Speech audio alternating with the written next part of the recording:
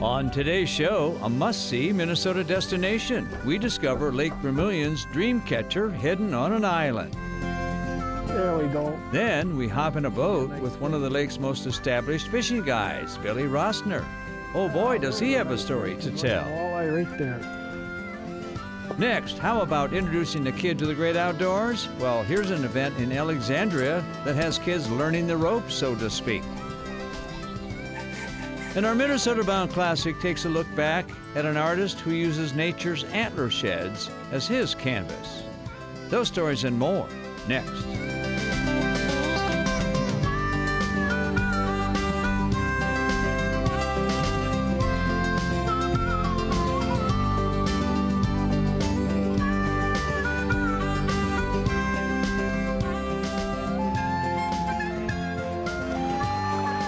Minnesota Bound. Brought to you by Minnesota's select GMC dealers. Hi everybody, Raven and I welcome you to the show. We're going to a place that once you go there, you never get enough of it. It's called Lake Vermilion. And on Lake Vermilion, there's something there called the Dream Catcher. Bill Shirk has the story. Poor Kirby. I bet he wishes someone would pay attention to him. Such is life for a camp dog at Ludlow's. The shuttle boat keeps busy. Hi guys. As guests move off the grid and out to Ludlow's private island. Ludlow's, a 70-year Lake Vermilion tradition, a classic Minnesota resort with a catch. Yes, people come for all the regular cabin getaway fun. We're one of the last places where children can run free. But Mark Ludlow long ago decided to sort of up the resort's ante. We recognized that by the nature of our location, we were different, and that's being on an island. You see, people come to exist amidst the island's birch and pine tree canopy. It is here the Ludlows found inspiration. Sally and I, my wife and I, always had a dream of building a treehouse. Turns out, Mark had a friend. You bet. Dale Mulfinger works as an architect. At the time, he also taught at the University of Minnesota. This just has so much potential in it that I've got to get the students involved because they're all going to just really love working on it. And it will yield all kinds of possible solutions that I would never have thought of. Students went to work on Ludlow's dream. Mark and a fellow professor took the students' best ideas and came up with this. The solid piece is a 16-foot square, and the glassy piece is a 12-foot square. And these two squares interlock by 6 feet. A tower to be built in the resort's wintry off-season. My banker told me that that cabin was more expensive to build than what they traditionally loan to build a cabin. And I said, yes, but a percentage of that experience, as far as I'm concerned, is my marketing effort. Needless to say, Mark got his loan, and the design team created one of Minnesota's most unique cabins with a view.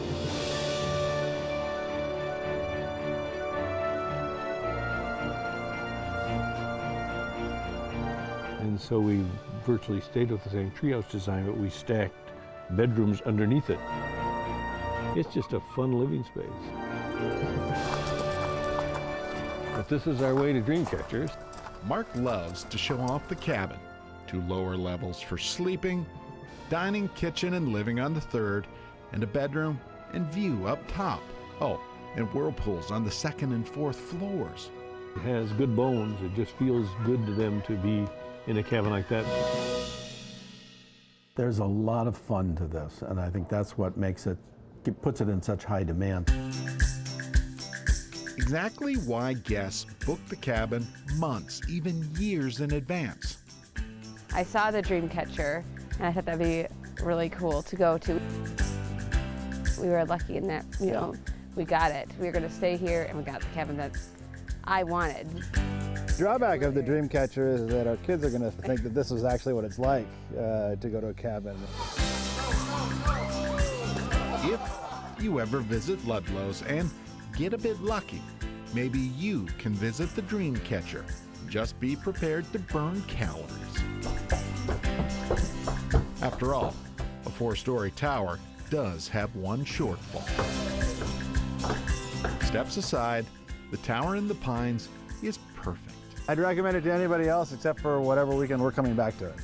And it's fun to be up in the air. It's always fun to be up in the air, to be on a tower and look out over the world. And Oh, and don't forget to give Kirby a scratch. He'll appreciate any attention. Right, Kirby?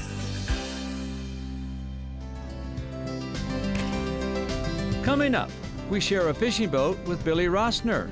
Hey, are they biting? Minnesota Bound. Brought to you by Minnesota Select GMC Dealers.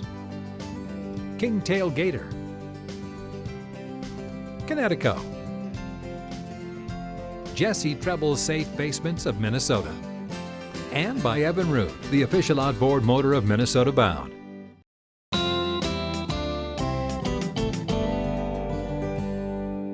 Time now to head back to Lake Vermilion, because when you're there, you should wet a line. And if you do, you'd be lucky if you go with a guy named Billy Rosner.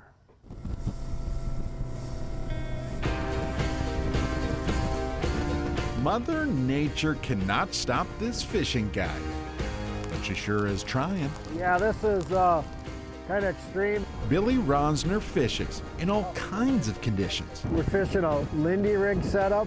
I guide 5 days a week. I guide out here on the lake and then the Vermilion River. There's a fish. Oh, missed it. Think of Lake Vermilion as home base for this longtime outdoorsman. Looks like we got a fish right on bottom here. Fishing, without a doubt, swims in Billy's DNA. I grew up in northern Wisconsin in the UP of Michigan, a lake called Lac Vieux des Airs. And my great-grandfather, Sylvester Caskey, built the first resort on the lake in 1920.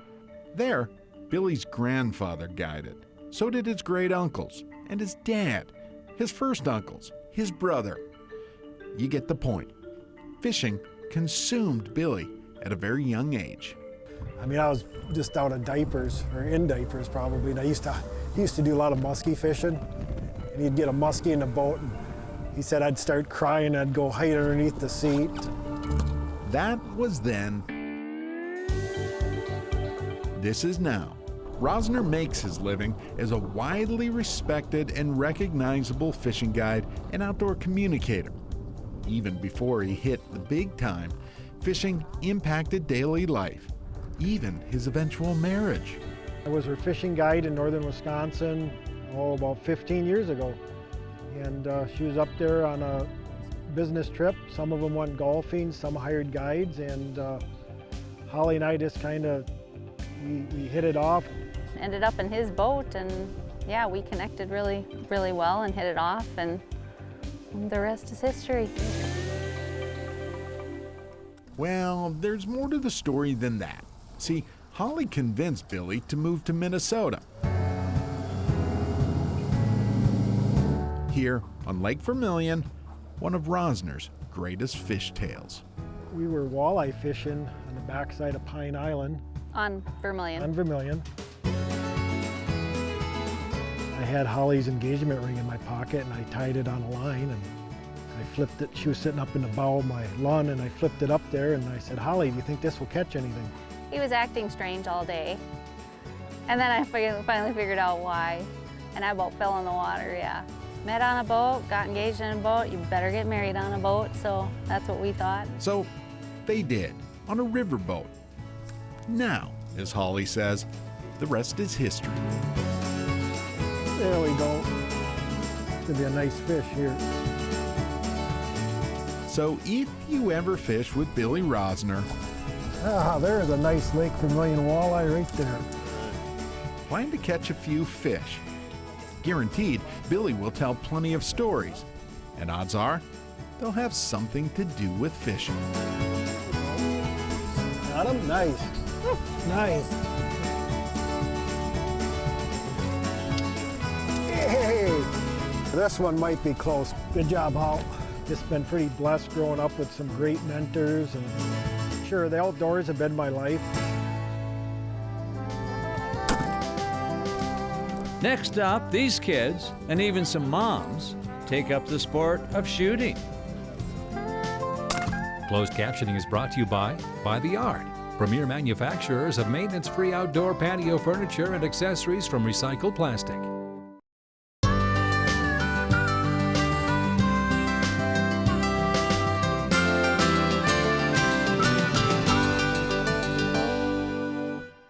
Up next, seems like we just can't do enough to get our young people involved in the outdoors. Well, the folks up in Alexandria have something they call the Youth Activity Day, and wow, they built it, and did they ever come.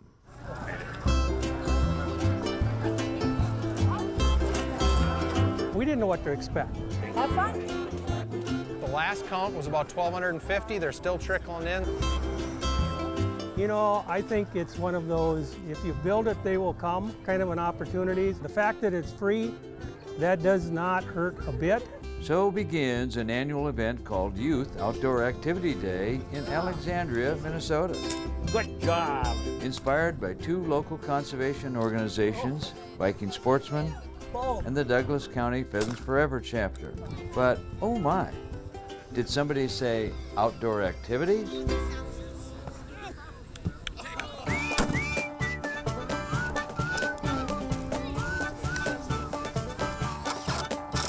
It's really fun. Yeah. So we have 35 different activities for kids to do. So they can do stuff from archery to trap shooting to BB gun shooting, how to throw a tomahawk, which is, geez, how fun is throwing a tomahawk at a stump? Over on the trap shooting range, moms and kids both test their shooting eye.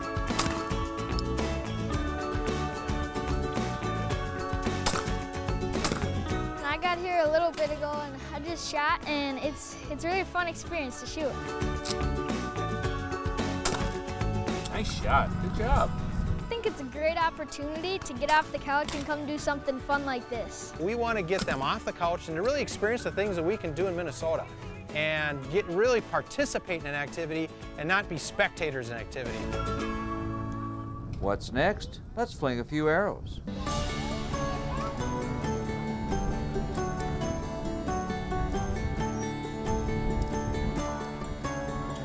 Fun activities for sure, yes.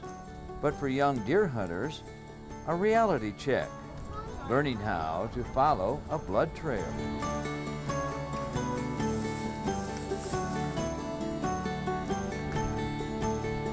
Maybe you want to try duck hunting, you know, talking to the ducks?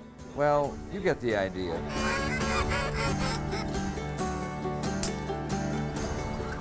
So many things to do, see, and try. Learning to cast, shooting a muzzleloader, making a wood duck house. But hey, where is the tomahawk toss?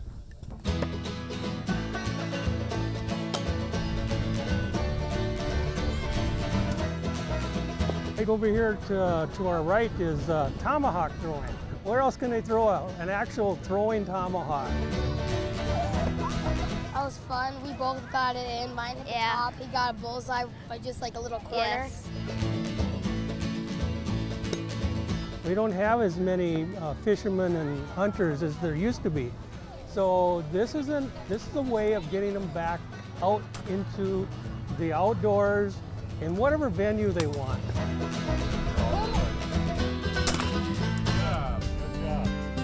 Minnesota Bound, brought to you by Borderview Lodge, Ellsworth Creamery,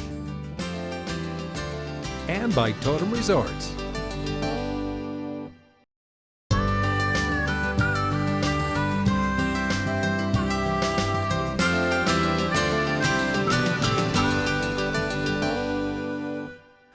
Time now for our Minnesota Bound Classic, and this one is about a man who is an artist with antlers, but he is also much more than that. One buck's antler is Ralph Barton's art.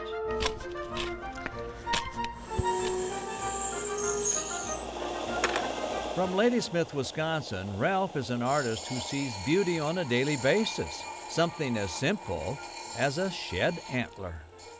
I make zipper pulls. They're a piece of deer antler. And they're all different sizes or kinds. And then I make necklaces. I have some here. Okay, my sticks here. I make a lot of stuff. I make hat racks. I make lamps. And the chain is what I make the zipper pulls and that out of. So when I do sell stuff, that's where that money goes. And I don't pocket nothing. But there's something about Ralph you should know. Ralph, in fact, cannot see at all. It was January 12th of 2001 when I went blind. I woke up totally blind, and it was from a back surgery. And the doctors forgot to give me blood, so I ended up, I was going to be blind for the rest of my life. That was pretty rough. A lot of people say you forget it. You wake up every morning and it's pure black. I have 2 grandsons I've never seen my whole life. But something happened while Ralph was still in the hospital, something that helped him past his blindness. And my roommate at that time had the TV on. And here it was a show about kids with cancer. And I'm listening to this show, and these kids are playing kickball. I figured if kids can brush off and go and have fun, I could do the same thing. From that moment on, Ralph was on a mission to help kids battling cancer. I tell kids these here is like a lucky rabbit's foot, but they're a lucky deer antler. And then when you go to the doctor, you put this on your jacket, you got God on one side, a lucky antler on the other, you got God and Mother Nature on your side.